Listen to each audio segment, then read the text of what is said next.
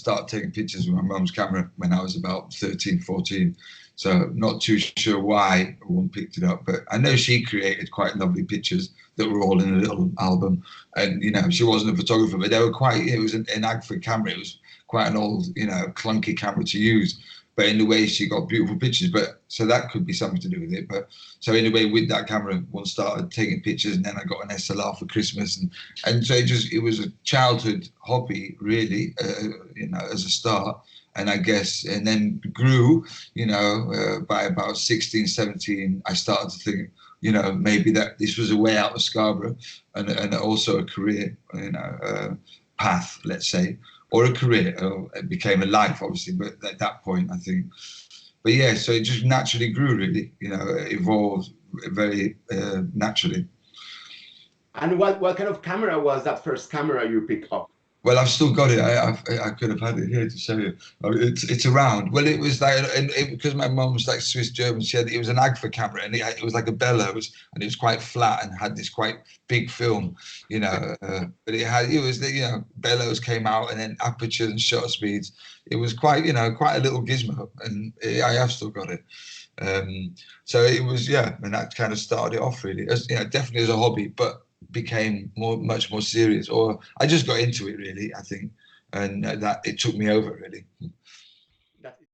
The key with any photographer is, you know, the eye, you know, developing one's eye. And I think so. Obviously, I would say at 13, 14, I didn't have an eye, but kind of like, I guess one started looking for it. And, you know, and that is, let's say, the photographer's journey is honing one's eye, you know, creating a way of looking at the world, you know, a unique way, or just that slice of life that intrigues us. And I think that's the obsession with any photographer is a way of looking, really. And as it's been written about many, you know, a lot in the, you know, academic photographic aspects. But no, I mean, that's what it is, developing one's eye. The first proper gig I did, really, I guess, was straight out of college, was to shoot stills on a film in Texas, actually Willie Nelson's ranch in Texas, and it was a Merchant Ivory film called Ballad of the Sac Cafe, so I was brought on to do unit photography, like the reportage of the film, and then also the merchandising and posters and stuff. So that was really, you know, and that was kind of, yeah, so, and I actually left college about a month early to do it. So that was my first gig, and that was obviously very interesting, because that got me into film, not to segue, but my, you know, just shooting stills on that film gave me an understanding or an insight into films that I'd never experienced before. And I love film, and I, you know, I say, so that was quite a big fundamental creative experience to do that. I come from reportage. I love reportage as a way of, as a photographer, the idea of just observing, you know, like the voyeur. So it's very, I think I loved that for years, and was quite happy to, you know, totally not get involved in the scenario, just let the scenario be, or look for something and watch what happens, you know.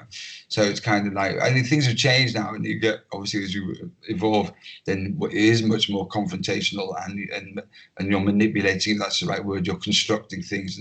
But I do. That's obviously Lily Allen. With my dog was called Lily. There she is, or there they both are. And so, and actually Lily Allen, she loved bull terriers too, and had a bull terrier, and well, basically she loved bull terriers. So she kind of like, was a natural for her to really like Lily, and that was obviously the same name. So that's just one of these pictures from this series. I do love it, but you know. I love them all, I think. No, she was an amazing dog, you know, and basically 17 years. It was a long time. And it's quite a body of work, really. Because I think also what's interesting about having a dog on set is that, or an animal, really, but let's say a dog more so, is that they can interact with everyone, you know, and if there's any moody or if there's anything on set, then a dog or an animal, let's say, can take that energy away. And so it was, and she was just like, I used to call her my goodwill ambassador, because, you know, I could be a bit of hardcore in the morning until I get, you know, going.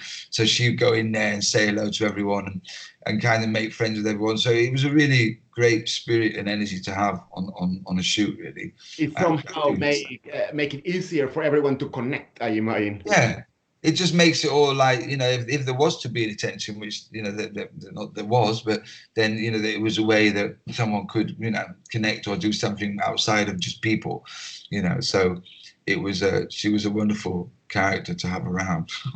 But the thing is, it was for her first album, and it was basically to do the imagery for the album and for the singles, artwork, and then a press session. So, you know, I've done tons of music, and, you know, music's changed, obviously, and the shoots aren't, you know, everything's changed, let's say. But back in the day, you know, it was, you know, it was quite a big shoot. We spent a day shooting and did lots of different setups, and basically, so yeah, what really impressed me with Lily Allen was that this was just the beginning of, not, was it MySpace? Well, she, you know, she was one of the first, you know, characters to build a profile, you know, herself online, and kind of go to the record company and say, listen, I've got all these, you know, hits and all these people liking my music. And she actually went to the label before with a few tracks, and they said, yeah, great, you know, maybe work on a bit more, come back. And then she did the MySpace thing and got all this following, and then went back to the label. And then they signed her, and that was, for my knowledge, the first. Well, she was one of the, not the first, but she was definitely ahead of the curve on that.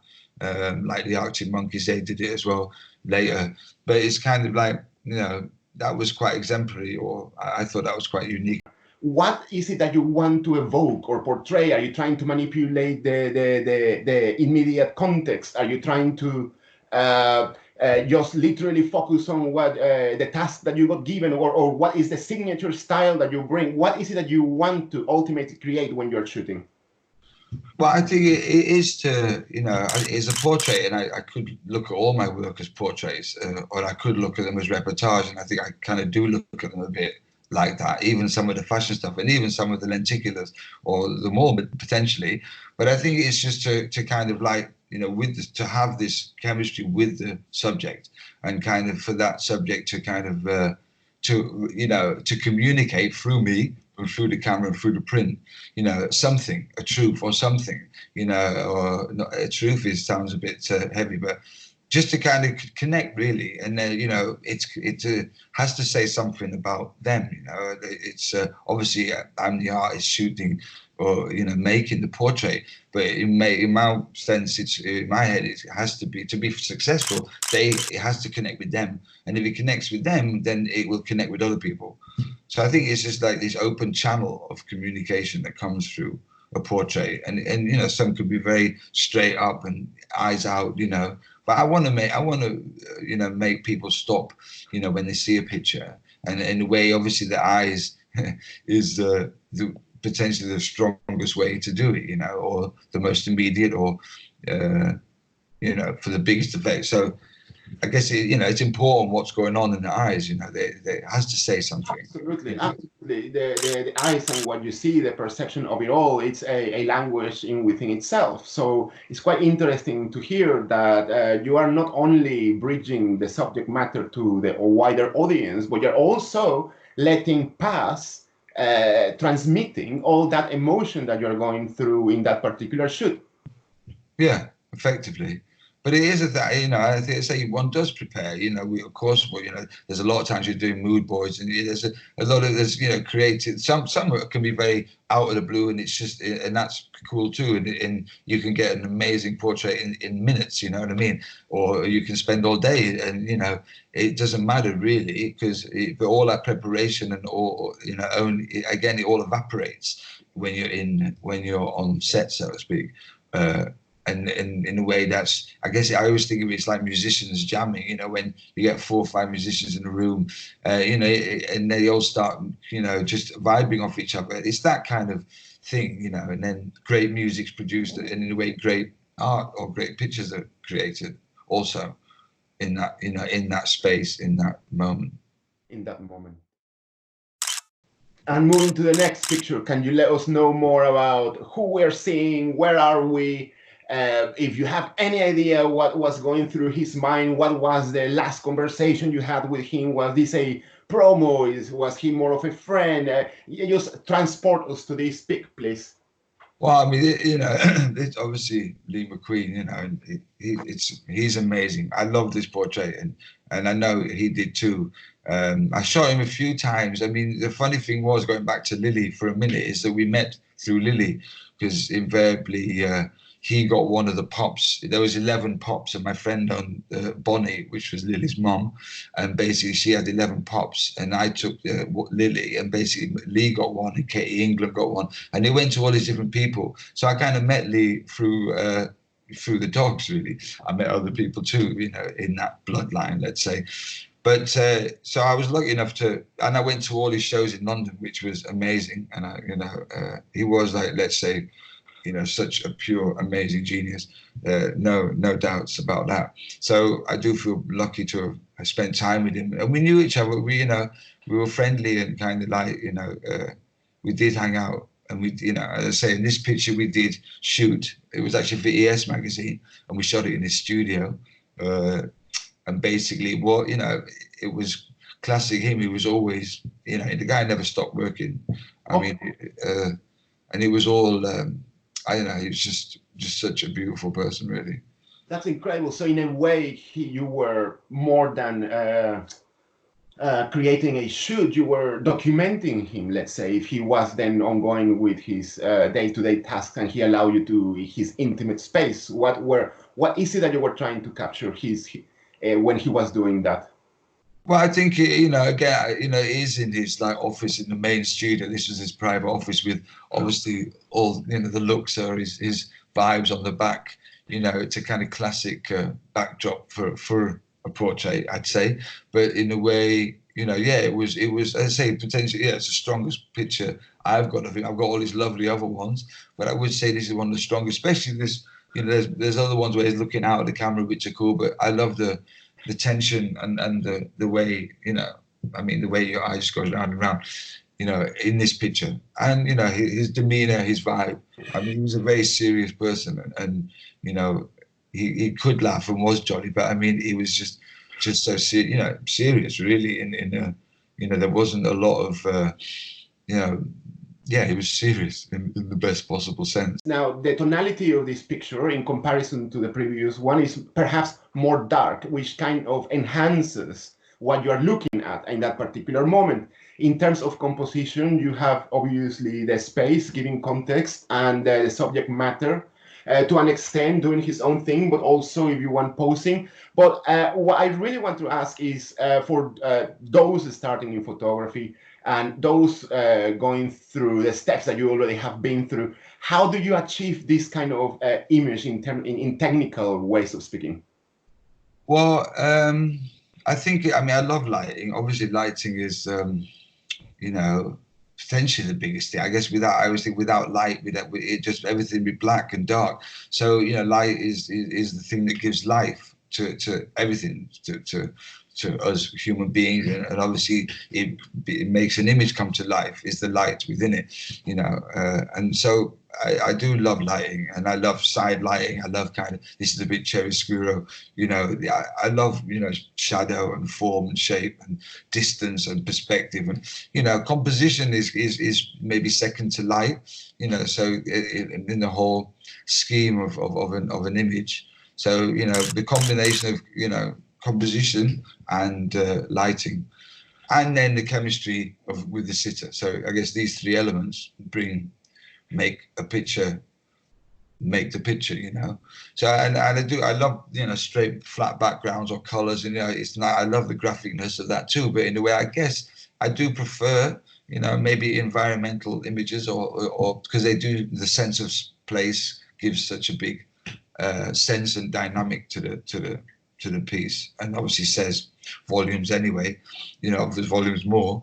But I think it's like, I do like situations, and light can change very quickly, and suddenly you're focused on doing a shot with your lighting setup, but I'll always look for, or always be aware of something else that might pop up around with light, because it obviously in moments he just creates a bit of magic in something that looked quite normal a few seconds ago.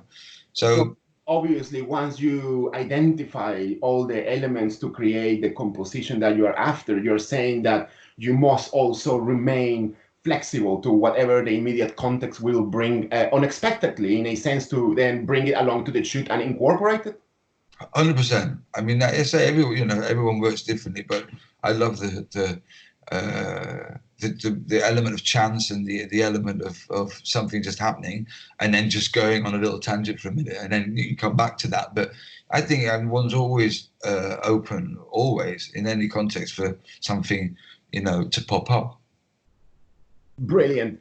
And now, next image. I believe you mentioned earlier this was taken in Texas, right? Well, no, actually in Mississippi. In Mississippi. Oh, okay. This is while you were touring then already. Well, yeah, this was like part of this project I did, which I call Laverne Cliff, but it was kind of like it was a 3-month voyage across America from the East Coast to the West, but in the deep South and in the Midwest. So it was very much rural communities and farmers and cowboys, and this family, or how I met Manuel, was because in the background you can see it was a cotton plantation in in Mississippi, but the family that run it, the Shaw family, they were all kind of cowboys, strangely, in Mississippi. So they rode horses and had all the gear on, like the cowboys I hung out with in New Mexico and Texas, but these were in Mississippi. So it was quite an interesting family. I spent maybe 10 days with this family.